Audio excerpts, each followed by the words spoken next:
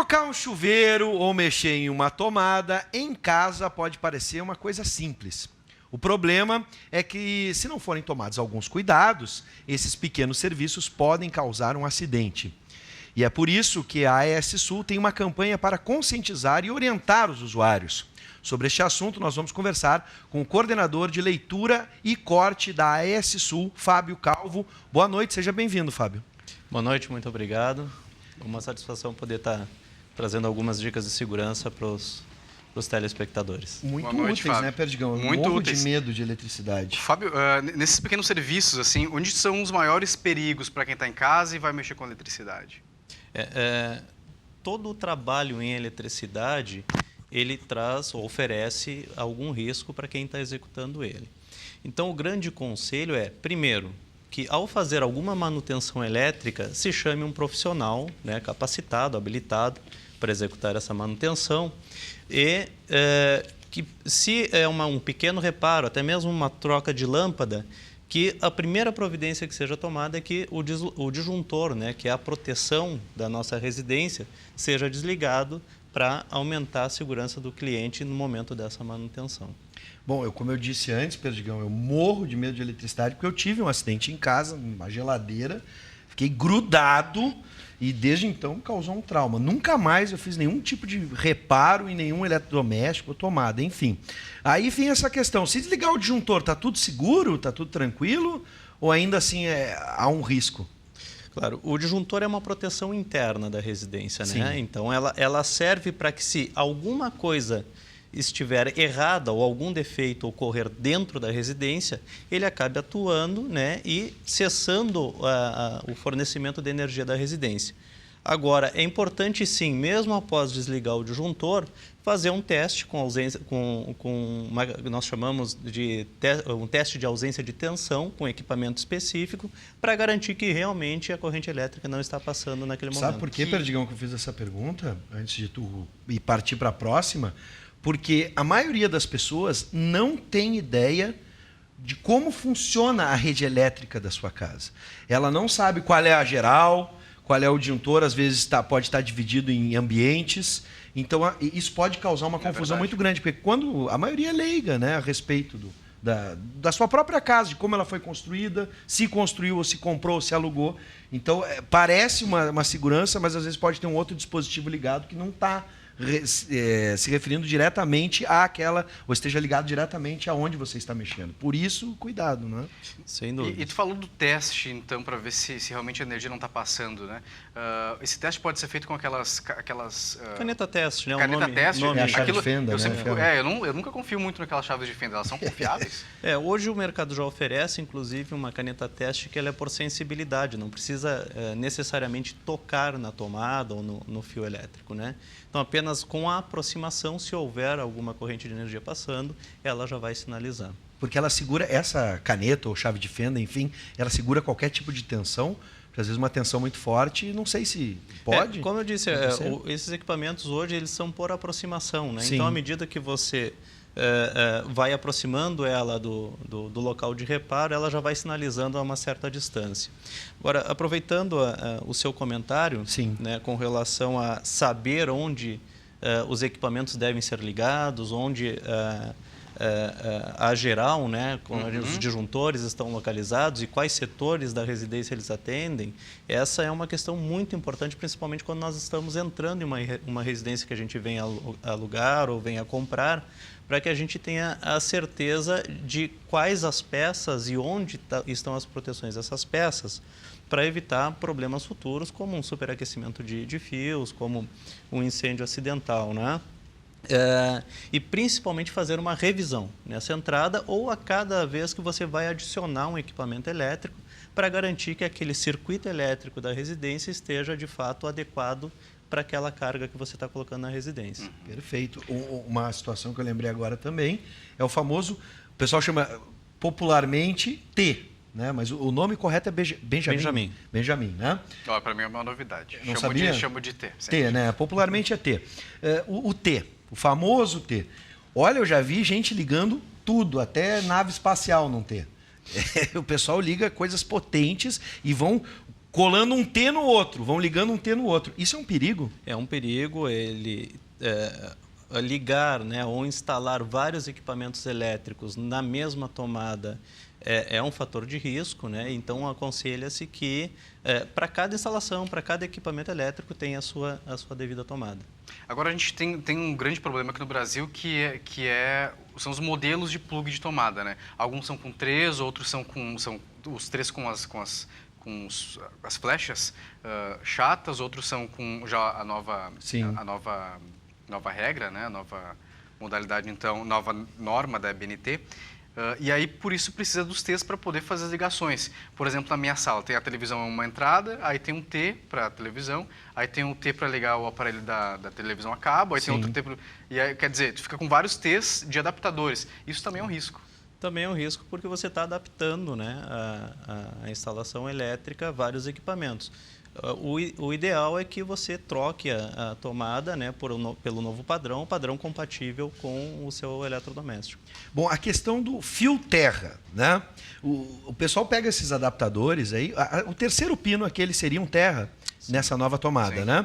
Aí o pessoal costuma adaptar o adaptador, fazer com a faca, com o garfo, ou com o ferro quente, fazer um terceiro furinho. Isso também é perigoso? Também é perigoso, né? De novo, o conselho é de que se coloque um espelho, né? Uma tomada adequada para receber essa instalação. Agora, como é que a gente faz a verificação para ver se a instalação elétrica comporta, por exemplo, um novo chuveiro, ou se comporta, por exemplo, um aparelho de ar-condicionado?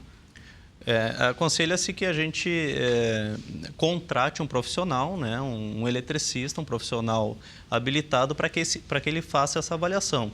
Muitas vezes, pelo volume de equipamentos elétricos que você tem na residência, torna-se necessário que você faça uma instalação independente, o que nós chamamos de ter mais de uma fase, né?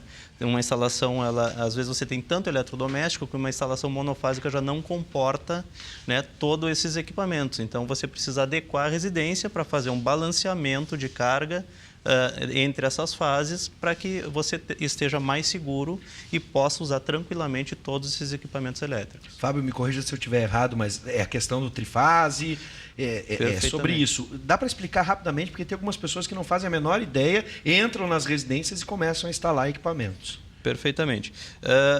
À medida que você vai instalando equipamentos elétricos na sua residência e ela é uma instalação monofásica, né, você vai passando na mesma fase, né, no mesmo circuito de energia, uma demanda cada vez maior de energia, e isso pode trazer um superaquecimento nos fios, e o seu disjuntor, que é liberado uma determinada carga para o cliente residencial, ele passa a não suportar mais toda essa carga. É comum o cliente observar que eu liguei meu chuveiro e o ar-condicionado e caiu o meu disjuntor, porque aquela instalação já não está mais comportando a quantidade de equipamentos elétricos. Então, à medida que você observa isso, é importante contratar um profissional, né, capacitado para que ele veja a quantidade de equipamentos que você tem, qual o nível de consumo que você vai ter, para ele estruturar se a sua necessidade é ter uma instalação mono, bi ou trifásica, para que haja exatamente isso, o balanceamento de carga entre todos os ambientes da residência, né? E assim você tenha um uso mais racional, mais seguro da energia elétrica. Agora, trocar de lâmpada também precisa ter um cuidado, Fábio? Ou Sim. É mais tranquilo? Porque a minha mãe, por exemplo, não troca a lâmpada, não liga a tomada em lugar nenhum. Olha, o perigo já está subindo a escada. Já começa o perigo por aí. Exatamente, né? Primeiro passo, de novo, desligar o disjuntor para fazer a troca da lâmpada, né?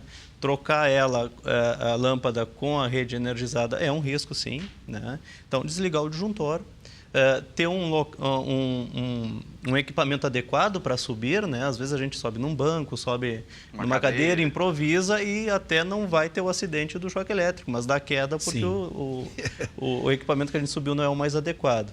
Mas sim, recomenda-se desligar o disjuntor e, após desligar o disjuntor, fazer a troca da lâmpada. Outro perigo que está mascarado na casa das pessoas, que elas não fazem a menor ideia, é a questão da extensão. Numa extensão, tem que cuidar com quantos aparelhos, ou a potência do aparelho, porque a extensão fininha é um perigo. Muitas pessoas detectam colocando a mão na extensão e vendo que o fio está quente. Isso é um indício de um perigo, de uma sobrecarga? Sem sombra de dúvidas. Toda vez que você perceber que a extensão ou o fio está quente é porque tem um equipamento ligado nela de uma potência maior do que o dimensionamento daquele fio que a extensão possui. Então, de novo, né, é importante ter uma instalação adequada para cada equipamento e, ao utilizar uma extensão, de que ela seja bem dimensionada para o equipamento que você vai utilizar.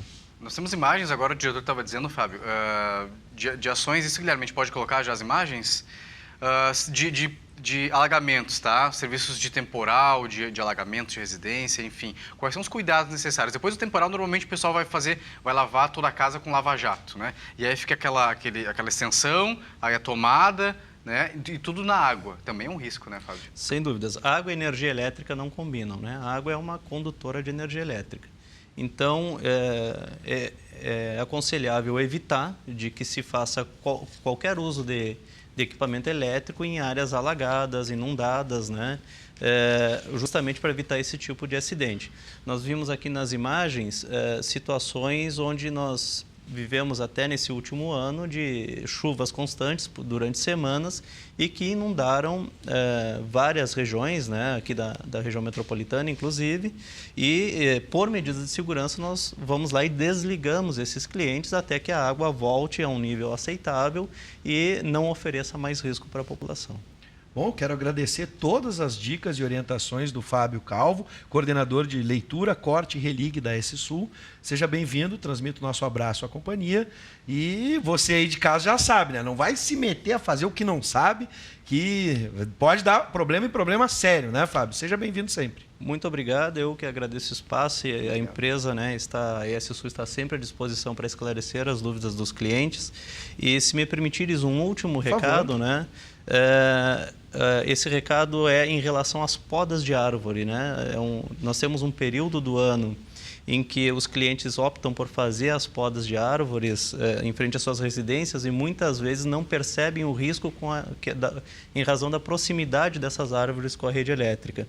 Então, cuidado ao fazer a poda. De novo, chame um profissional habilitado que saiba fazer esse serviço, né? E como mais uma dica, sempre que você estiver vendo algum fio rebentado, alguma situação de risco na rua, entre em contato com a S-Sul pelos nossos canais de relacionamento, pela nossa central de atendimentos número 0800 707 7272 e não, em hipótese alguma, toque no fio para evitar qualquer energização acidental. Muito obrigado pela informação. Fábio, brigadão mesmo, e digo mais, né? Não vai se meter a fazer coisa que não sabe, vai querer economizar nesse tempo de crise. Tem economia que realmente não faz bem, tá, gente?